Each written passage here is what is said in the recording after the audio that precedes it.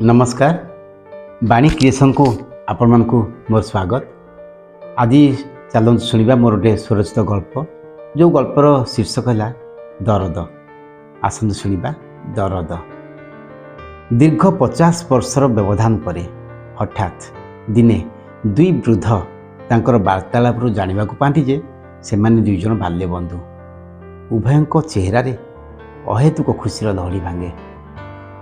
आउ टिके निकटतर हुई दुहें दुहीं को चाहती आउ तापरे हजि जाती तांकर स्मृतिचारण रे सेई पिलादिनर जेते सबु अभुला स्मृति। गाँ दांडर धूली खेल, आंब तोटारू आंब चोरी, गाँ पोखरी गाधुआ, घरू लुचि यात्रा देखा जावा इत्यादि इत्यादि। केते सरल केते निष्कपट जीवन थिला सतरे।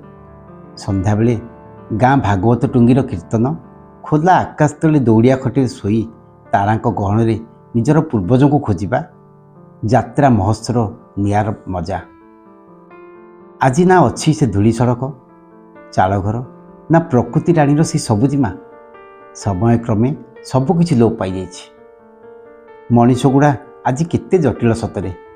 ना अच्छी से आत्मीयता ना आतिथ्यता, ना गुरुजनों प्रति श्रद्धा भाव, ना परिवार रे आंतरिकता। किछि समय नीरवता परे पुणी दुई बंधु वार्तालाप मजी जाती। उभय उभयंकर भल मंद पचारि बुझंती। आखिरे लुह जकई आसे। पुणी इतस्तत हो पड़ती, निज निजर दुख कहानी कही बसंती। जनकर पत्नी बहुत वर्ष है दुनिया छाड़ी चली जाइछंती। आउ छाड़ी जाइछंती दुईटी संतान।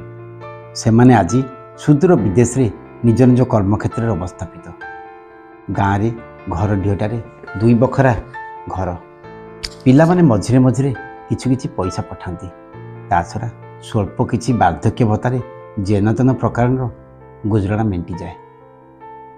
तापरकू पाटी खनी बाजी जाए, आउ किछि कहि पारतिनी। द्वितीय बंधु टिके कोड़े नहीं प्रथम बंधु कहती, बरं तू भलरे अच्छे सांग। आमे दुईजन बुढ़ा बुढ़ी ए परिणत बयस भी अलगा। दुई पुओ भागबांट कर नहीं। ता छड़ा एते कष्ट एते जंत्रणा आउ सही हेब नाई रे सांग। ए जीवन रे आउ अच्छी कौन जे भगवान बंची रखिछंती से ही जानिथिबे। एबे दुईजन जीवाको भारंती। कागज कलम रे उभय उभयंक ठिकाना बा मोबाइल नंबर बोधवे आदान प्रदान करती। पुणी थरे भेटिवार प्रतिश्रुति दे दुहें चली जाती। मो भाराक्रांत मनरे आज अनेक प्रश्न बाची। सेमानक जीवन प्रदीप तो मिंजी मिंजी हो जलुछि। केतेबेले जे दीपरु तेल सरीजिव किए बा कहि परिबो। समस्ते आज स्वार्थपर। काहा पाखरे समय नाही भलरे दुईपद कथा हेबाकू। ए बयस रे सेमाने कौन बा चाहती। केवल टिके आत्मीयता अभा वृद्ध बयस रे सहारा।